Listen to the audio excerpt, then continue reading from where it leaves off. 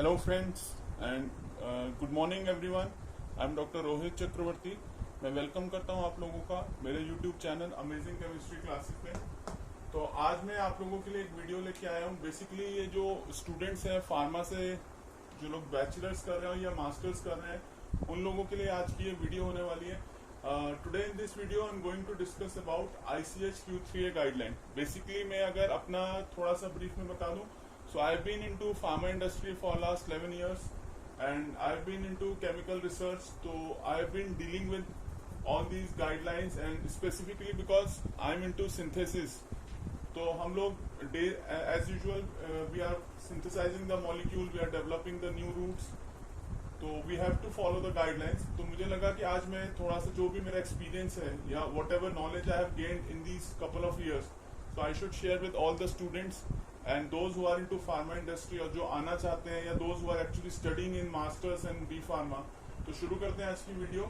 Here I have discussed about ICH Q3A guidelines. So they are basically 4 points जो हम लोगों को ICH Q3 में पढ़ना पड़ता है। So one by one I am going to discuss all the points. So the 4 key points. First one is the classification of the impurities. Very important. Those who are into the pharma industries and they are synthesizing the molecules. तो जब हम किसी भी molecule को synthesize करते हैं, so there are 3 classes of impurities which we generally keep in our mind. First one is the organic impurities. Whenever we are preparing a molecule, so desired products will also form, and along with the desired product हमारा undesired molecules या हम कह सकते हैं जो by products बनता है. So those byproducts are considered as organic impurities and they are generally related to your drug substance and they contain CH bond, carbon hydrogen they must be having. तो along with the desired compound जो भी हमारा desired molecule बनता है वो तो बनता ही है, उसके साथ हमारे कुछ byproducts भी बनते हैं which we cannot avoid. So these are considered as organic impurities. Second one are the inorganic impurities, because the base which we are using normally, I am just considering one example. So I'm talking about inorganic base like sodium carbonate, potassium carbonate, KOH. So if proper workup has not been done, अगर proper तरीके से reaction का completion के बाद अगर workup नहीं करते हैं तो inorganic impurities भी हमारे molecule में रह जाती हैं.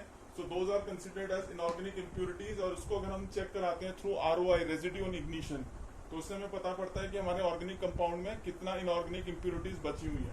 And third one is residual solvent, जिसको हम OVI भी बोलते हैं, ऑर्गेनिक वॉलेटाइल इंप्योरिटीज. सो रेजिडुअल सॉल्वेंट को हम Q3C में सेपरेटली पढ़ते हैं. इसकी 3 क्लासेस होती हैं सॉल्वेंट्स की, class 1, class 2 and class 3. Class 1 में जनरली हम लोग कार्सिनोजेनिक सॉल्वेंट्स कंसिडर करते हैं, जिसमें carbon tetrachloride, benzene. Class 2 solvents की अगर हम बात करें, कुछ जनरल एग्जांपल्स हैं जैसे कि मिथेनॉल, एसीटोनाइट्राइल. क्लास 3 में हमारे जनरली वो सॉल्वेंट यूज होते हैं जिनकी लिमिट हमारी 5000 ppm तक हम कंसीडर करते हैं. इसमें हमारा IPA, इथाइल एस्टेट, इस तरह के सॉल्वेंट्स को हम क्लास 3 सॉल्वेंट्स में कहते हैं. These are considered as a safe.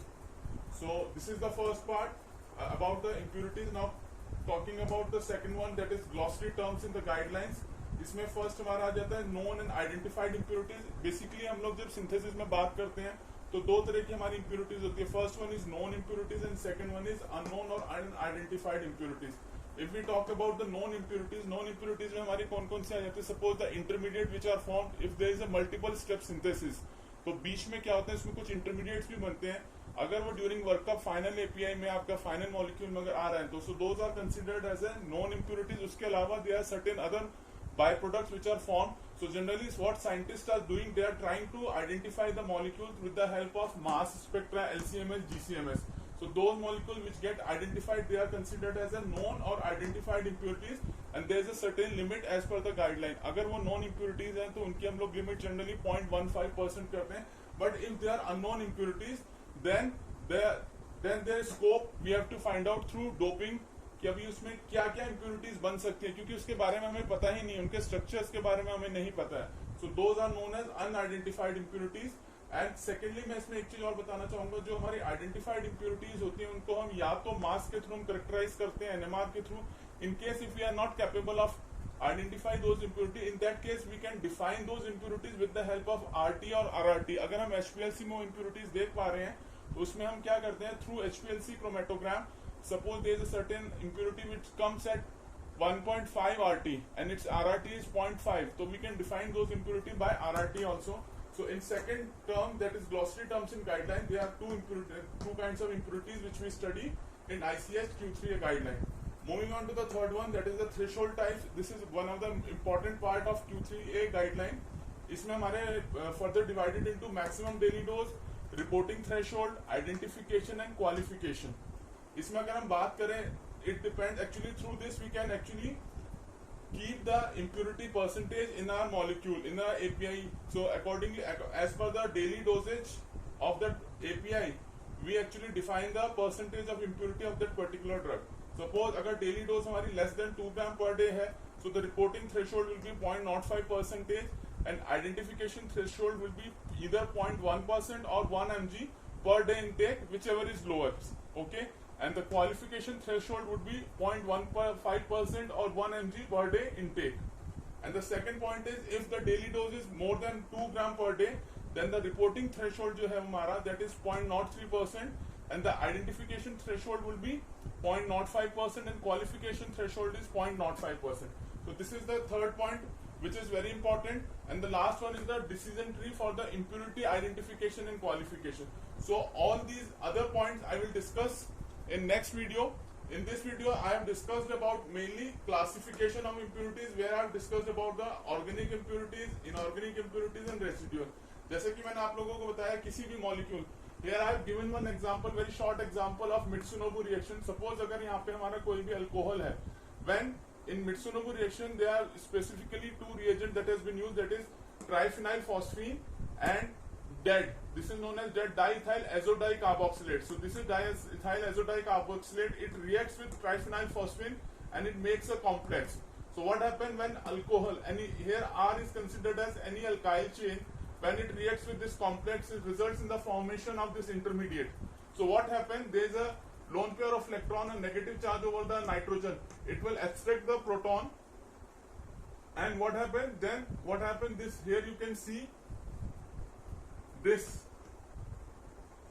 Initially there is a formation of complex. When DED reacts with phosphine, triphenyl phosphine, it resulted in the formation of complex.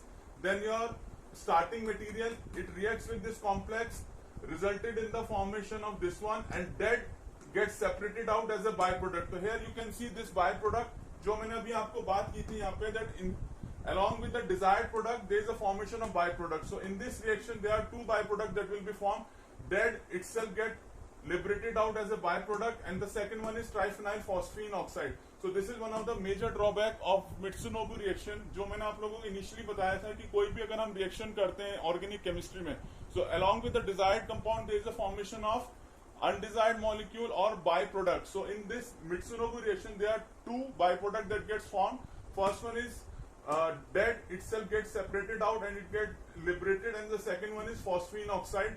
And here you can see when nucleophile it reacts with this phosphine alkyl complex, resulted in the formation, the nucleophile will react on this methyl group, and here you can get the desired compound. Here nucleophile can be anything like hydroxy group or any other nucleophile which is having the lone pair of electron. It will attack on this, resulted in the formation of desired compound. This is known as SN2 product, and triphenyl phosphine oxide as a byproduct.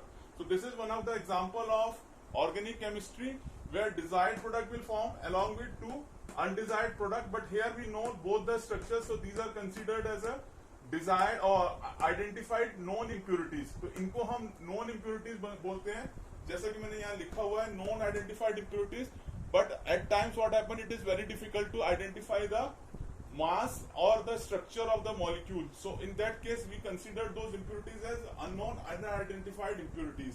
तो आप लोग इसका snapshot ले सकते हैं. Rest इसका literature already given है, Google पे आप देख सकते हैं. आई होप आप लोगों को वीडियो अच्छी लगी होगी. इसमें मेजर हम लोग सिंथेटिक पार्ट में ये तीन इंप्योरिटीज को ही कंसीडर करते हैं. तो आई होप आप लोगों को समझ में आया होगा इस वीडियो में. अगर आपको लगता है कि मेरी वीडियो आप लोगों का नॉलेज एनहांस कर सकती है, so do share and subscribe my channel, and my channel is amazing chemistry classes. So thank you so much. Good bye from my side, doctor Rohit.